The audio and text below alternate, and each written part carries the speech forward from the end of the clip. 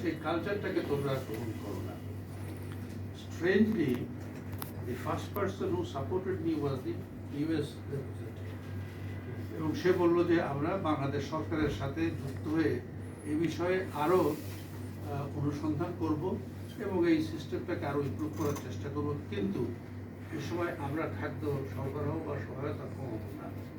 তো আমাদের এই যে নির্বাচনের ত্রুটি, আপনি যখন গ্রামে যান তখন একজন লোকের দারিদ্র মাপাটা বেশ কঠিন, কারণ তার আয়ের কোনো গ্রহণযোগ্য হিসাব নাই। একটা থাকতে পারে, একটা যেটা বিবেচনা করা যায়, সে হলো ও জমির মালিকানা কতটুকু আছে।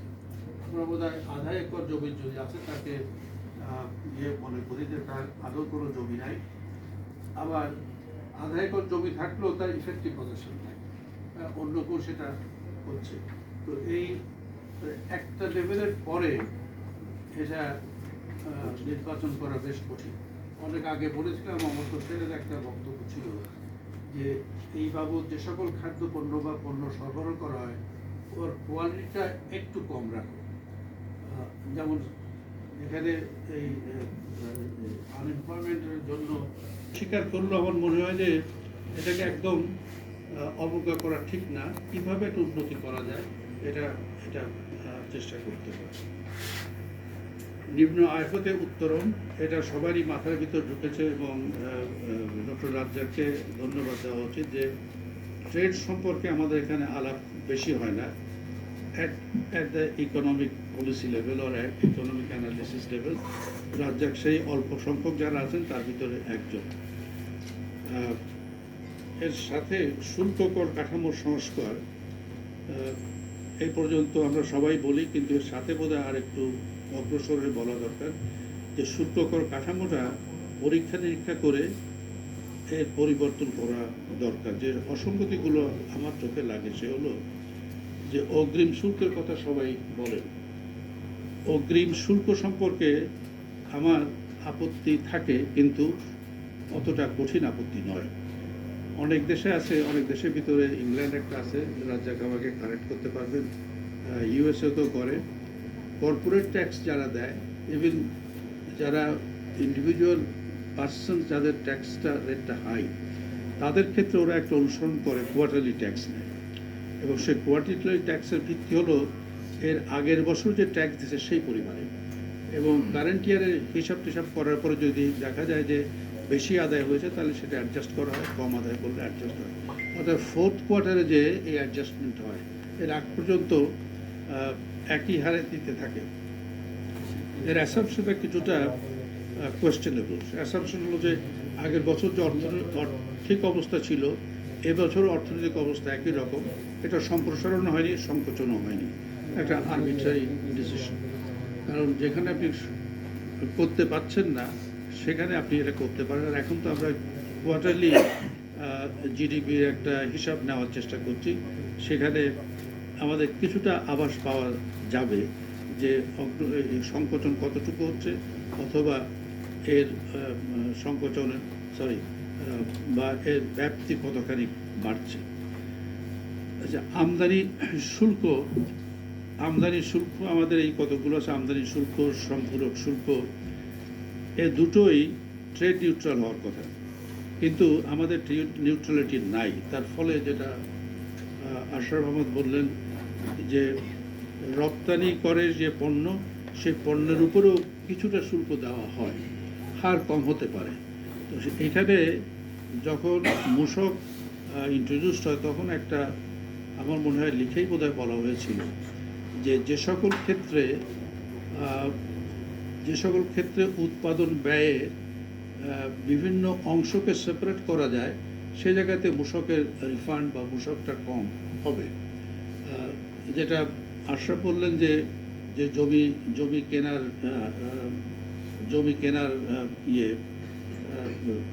জমি কেনার জন্য যে শুল্ক দিতে হয় বা অন্যান্য যে সকল শুল্ক দিতে হয়, এগুলো ওইভাবে ডিফারেন্সিয়েট করা সম্ভব নয়। কিন্তু ম্যানুফ্যাকচারিংয়ের জন্য সরাসরি যে খরচগুলো, যে সকল শুল্ক হয়, সেগুলো আইডেন্টিফাই করা সম্ভব। সেখানে যদি শুল্কগুলো ট্রেড নিউট্রাল না হয় তাহলে রপ্তানিকে সেগুলো নিরুৎসাহিত করে। আর একটি আছে যেমন রেগুলেটরি ডিউটি। তো রেগুলেটরি ডিউটিটা এটা ইনডিসক্রিমিনেটলি ব্যবহার করা হয় ট্যাক্স রেভিনিউ বাড়াবার জন্য, নিয়ম প্রোটেকশনের জন্য, কারণ ওই ডাব্লিউটিও বা অন্যান্য নিয়ম কানুনের জন্য নমিনাল প্রোটেকশনের একটা সীমা আছে, তার উপরে উঠা যায় না। টার্নওভার কর একটা আছে, এটার কথা কখনো শুনি না।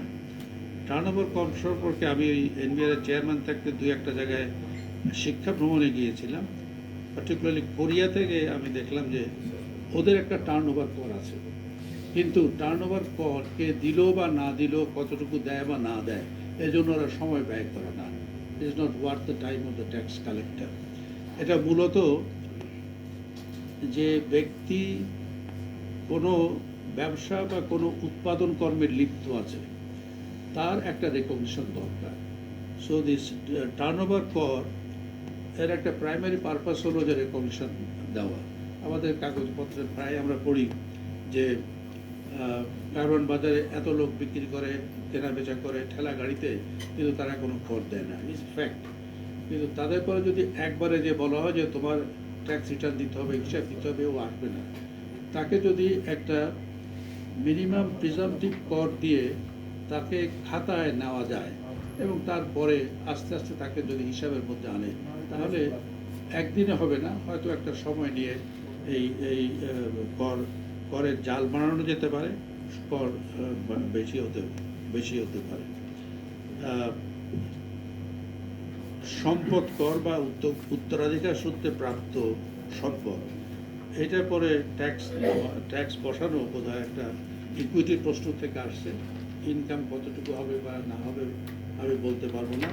অনেক সময় বলা হয়ে থাকে যে এর যে অ্যাপ্রিসিয়েশন হচ্ছে এরপরেই ট্যাক্স ধার্য করা উচিত, কিন্তু ওই অ্যাপ্রিসিয়েশনটা যদি রিয়েলাইজ না হয়, তাহলে যে ট্যাক্স দেবে তার উপর একটা বাধা হয়। আমি শুনেছি যে সান ইয়াত-সেন নাকি এটার খুব ভক্ত ছিলেন, এবং তাইওয়ান 2-1 বছর চেষ্টা করার পরে ওটা ছেড়ে দিয়েছে, কারণ এটার ওই যে যদি ক্যাশ ফ্লো জেনারেট না করে, তাহলে ট্যাক্স দেবে কোত্থেকে? তাহলে ওর যে সম্পদ আছে সেই সম্পদটাই অরক্ষিত হয়ে যাবে। ট্যারিফ পলিসির কথা বলা হয়েছে। ট্যারিফ পলিসির সাথে এই ট্যাক্স রেটটা কতখানি সঙ্গতিপূর্ণ, এটা বোধহয় আমাদের দেখা দরকার। এবং ট্যারিফ পলিসিটা এলডিসির সাথে এলডিসি গ্র্যাজুয়েশন যুক্ত, এটা তো করতেই হবে। এবং একবারে না করে যদি আমরা একটু সময় নিয়ে করি, তাহলে এই যারা শিল্প বাণিজ্যের সাথে যুক্ত আছেন ওরাও জানবে যে ডিরেকশনটা কী, এবং তারাও মানসিকভাবে এবং সক্ষমতার দিক থেকে প্রস্তুত থাকতে পারবে। বাণিজ্য চুক্তি এটা তো হওয়া উচিত, কিন্তু বিভিন্ন কারণে হয় না। কিন্তু আমাদের আলোচনা এবং পরীক্ষা এগুলো বোধহয় করা দরকার এবং টার্গেট করা দরকার। যে সকল দেশের সাথে আমাদের আমদানি রপ্তানি বেশি এবং যে সকল দেশের সাথে আমরা আমদানি রপ্তানি বাড়াতে চাই, সে সকল দেশের সাথে আমরা কীভাবে এই বাণিজ্য চুক্তিগুলো করতে পারি। এর সাথে একটি প্রশ্ন আছে যে আমাদের যে আমদানি শুল্ক নির্ভরতা, ইনডিরেক্ট ট্যাক্সের নির্ভরতা, এগুলোর জন্য অনেক সময় আমরা পিছপা হয়ে যাই। যে সকল দেশ আমাদের সাথে বড় পরিমাণে বাণিজ্যে লিপ্ত, তাদের অনেক সময় সাজেশন আছে যে তোমরা শুধু এই স্বল্প মেয়াদি রেভিনিউ লসটার দিকে চিন্তা করো না। তোমাদের দেখা উচিত যে তোমার ইন্ডাস্ট্রি গ্রোথ কতটা হবে এবং ওভার টাইম তোমার এই গ্রোথের থেকে কতটুকু তুমি ট্যাক্স পাবে। এই সমসাময়িকভাবে বা এই শর্ট টার্মে তোমাদের যে লস হবে, সেইখানে তোমরা আমাদের কাছে একটা দাবি করতে পারো, রিজনেবল দাবি, যেটা আমরা হয়তো রাজি হব না, কিন্তু আমাদের প্রত্যাখ্যান করতে গেলেও আমাদের অনেক যুক্তিতর্ক লাগবে। সে হলো এই যে ঘাটতি হবে এটাকে মেটাবার জন্য ইনভেস্টমেন্ট আমরা দেবো কিনা। সেখানে আবার যে ফরেন ডাইরেক্ট ইনভেস্টমেন্টের যে সকল সুবিধা অসুবিধা আছে সেগুলো আছে।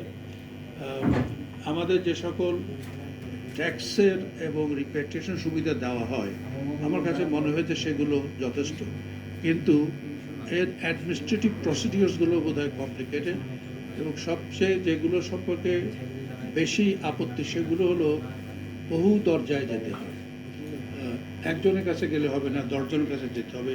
এই দরজাগুলোর সংখ্যা কমানোটা দরকার আছে, এবং এটা বোধহয় পরীক্ষা নিরীক্ষা করা দরকার যে কিভাবে আমরা এর অ্যাডমিনিস্ট্রেশনটাকে আরও এফিশিয়েন্ট করতে পারি। তার সাথে যদি এর এই সুযোগ সুবিধাগুলো বাড়াবার প্রশ্ন হয়, সেগুলো আমরা চেষ্টা করতে পারি। স্মার্ট স্মার্ট বাংলাদেশ লক্ষ্য এটা পূরণের জন্য আপনারা যে সকল কথা বলেন সবই সবই যুক্তিসম্পন্ন এবং গুরুত্বপূর্ণ। আমি দৃষ্টিটা একটু নিচের দিকে দিই।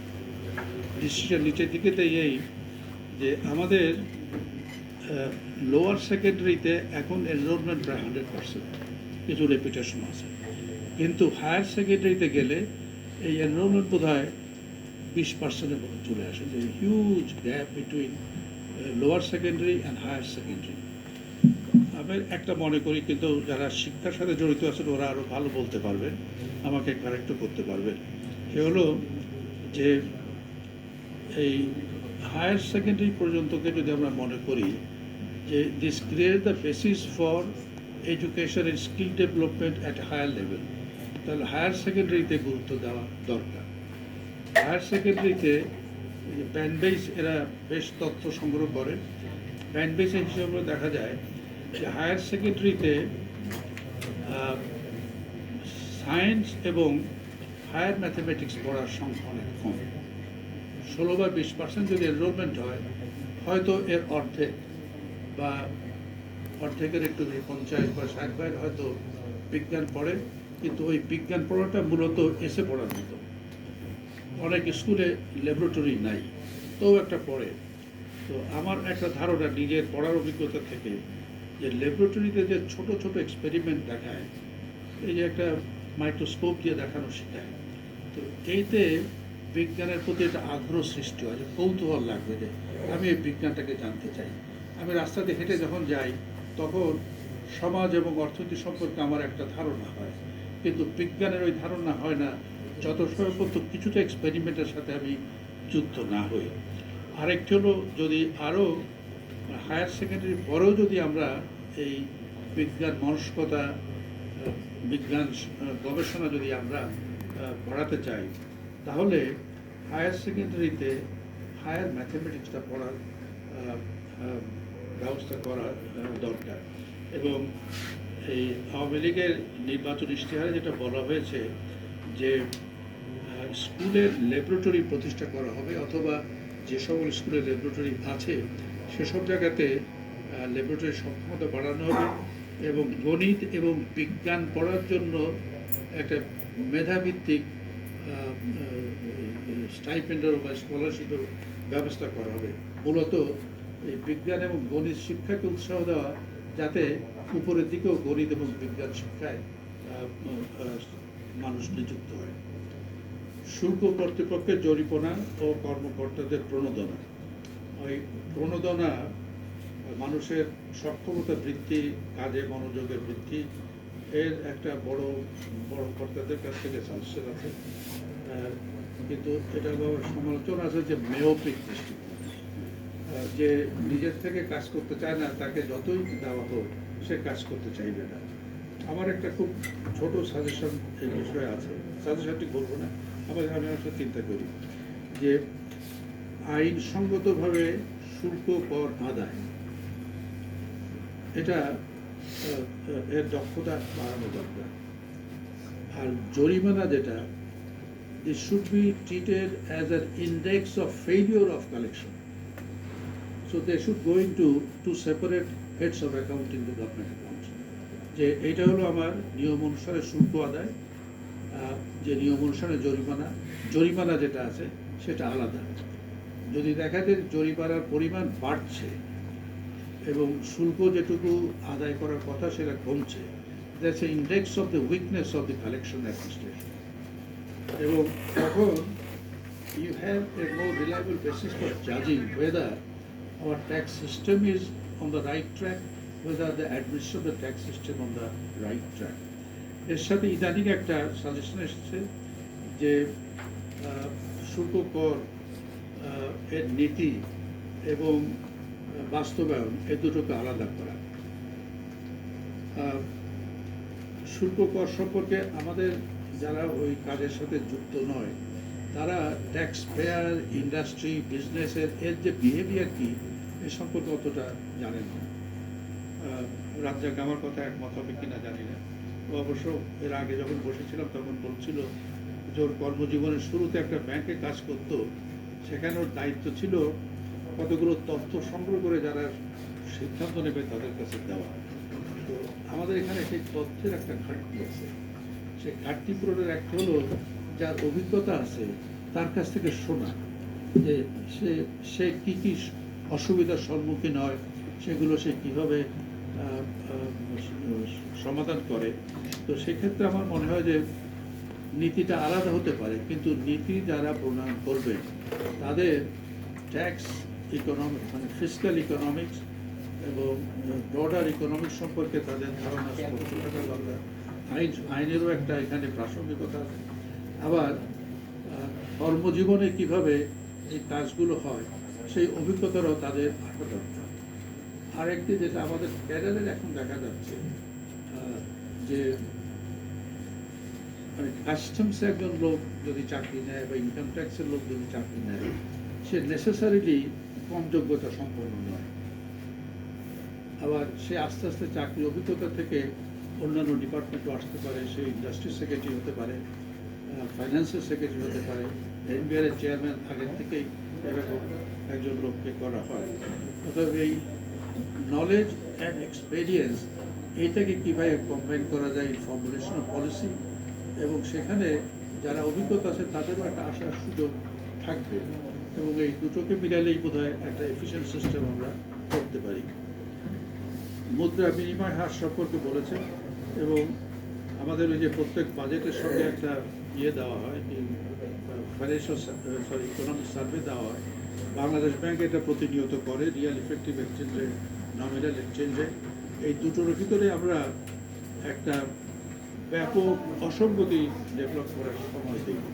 4-5 বছর পরে হয়তো আমরা এবার সংগতি করলাম। এই 4-5 বছর পরে যে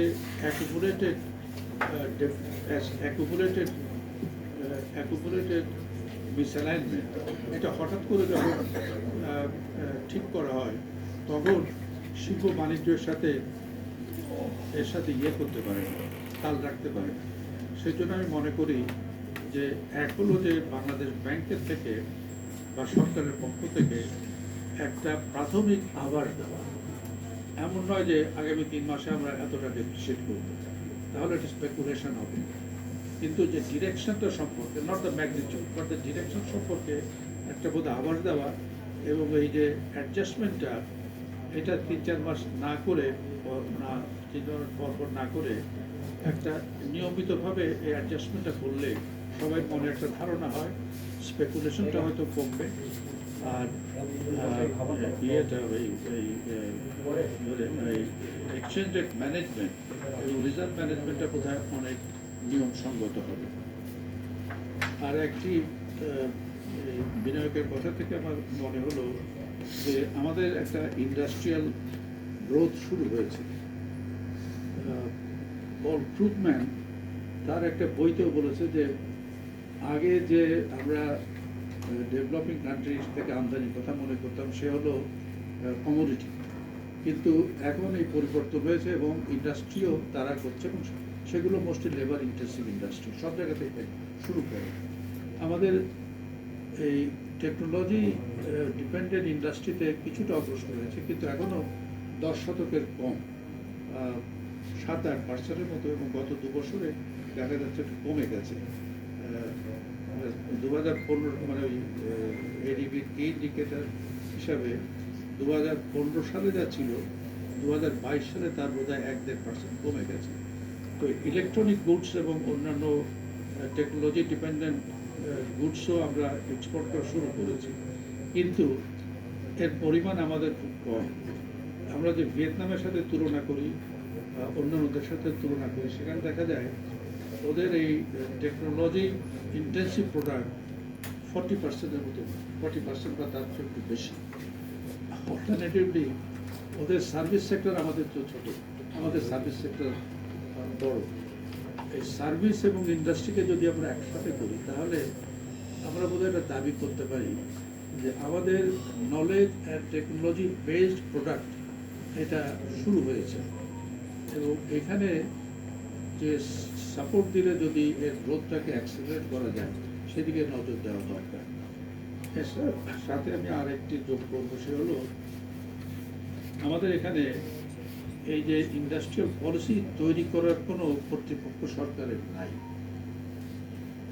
তো এই যে এনবিআর যে সকল রেয়াত দেয়, is a default choice because there is no agency in the government to do it across the board.